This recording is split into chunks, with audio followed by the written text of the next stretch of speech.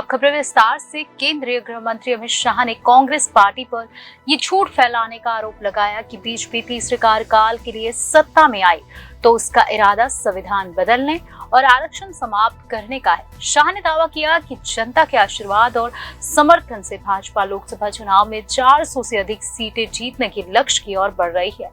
केंद्रीय गृह मंत्री अमित शाह ने राहुल गांधी पर राजनीति का स्तर गिराने का गंभीर आरोप लगाया है। उन्होंने कहा कि कांग्रेस के पूर्व अध्यक्ष पूरा जतन कर रहे हैं कि राजनीति को और गर्त में ढकेल दिया जाए।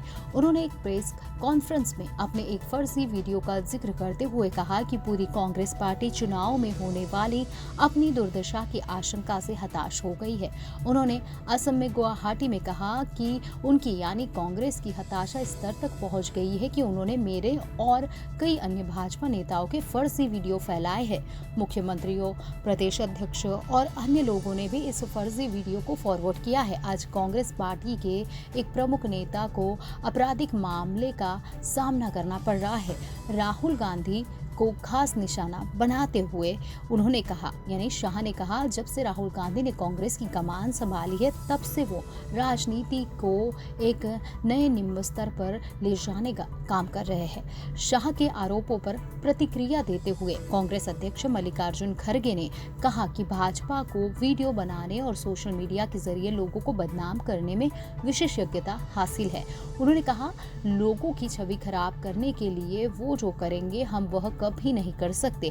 हम केवल यही चाहते हैं कि देश एक रहे और सभी लोग मिलकर काम करें। कोई भी नफरत फैलाने वाला भाषण नहीं होना चाहिए।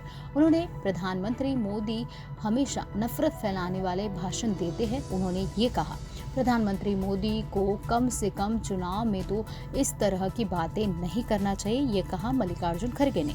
लेकिन वो ऐसा कर रहे हैं, इसलिए मैं अपील करता हूँ कि कम से कम थोड़ा धैर्य रखें, हताशा में इस तरह की बातें ना करें। जेडीएस सांसद प्रज्वल रेवन्ना से जुड़े अश्लील वीडियो मामले के बारे में पूछे जाने पर अमित शाह ने कहा कि केंद्र कोई कार्रवाई नहीं कर सकता क्योंकि कानून व्यवस्था राज्य का मामला है। उन्होंने आगे सवाल किया कि राज्य सरकार ने इस मामले में कोई कार्रवाई क्यों नहीं की। उन्होंने कहा, भाजपा का रुख स्पष्ट है कि हम देश की मातृशक्ति के साथ खड़े हैं। मैं कांग्रेस से पूछना चाहता हूँ कि वहाँ किसकी सरकार है? सरकार कांग्रेस पार्टी की है। उन्होंने अब तक कोई कार्रवाई क्यों नहीं की? शाह ने कहा, हमें इस पर कार्रवाई करने की जरूरत नहीं है क्योंकि यह राज्य के कानून व्यवस्था का मुद्दा है। राज्य सरकार को इस पर कार्रवाई करनी है। हम जांच के पक्ष में हैं और हमारे सहयोगी जेडी यानी एस ने भी इसके खिलाफ कार्रवाई करने की घोषणा की है। अमेठी और रायबरेली से राहुल गांधी और प्रियंका गांधी वाड्रा की उम्मीदवारी के बारे में पूछे जाने पर अमित शाह ने कहा, मुझे नहीं पता कि वे चुनाव लड़ेंगे या नहीं, लेकिन उनमें जो भ्रम है उससे पता चलता है कि उनमें आत्मविश्वास की कमी है। उत्तर प्रदेश में स्थिति ये है कि वे अपनी पारंपरिक सीटें छोड़कर भाग गए हैं।